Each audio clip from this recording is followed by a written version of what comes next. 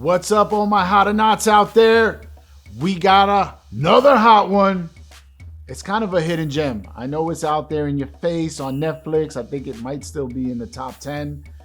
But when you look at they give you the little storyline, it's kind of scary in a way to, I read it, I'm like, I don't want that. A comedy disaster, 2.5 hours. I got to invest in a comedy disaster. I like disaster films. I like comedy films, but put them together, I don't know. I don't know if I can watch, disaster and then people are like, this is so funny, But you got to watch it.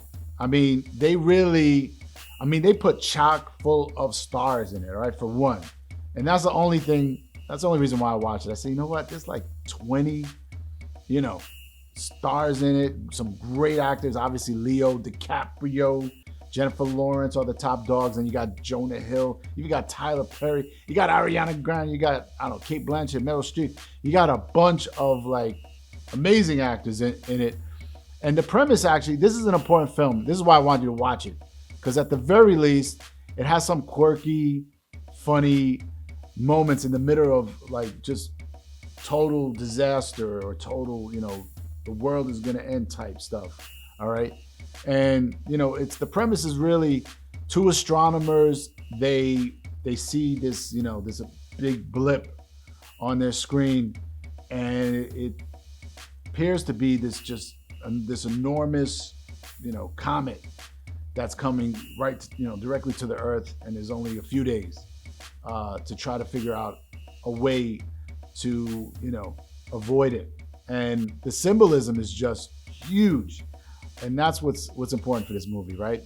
It's the symbolism of, it's really whatever you feel can be avoided and can be changed in our world, right? Like the way we're handling COVID, the way we're handling climate change, even the way we're dealing with the media and social media. And there's so many things that we can do to try to misdirect any negativity and just bad things from happening. Like, we have the power.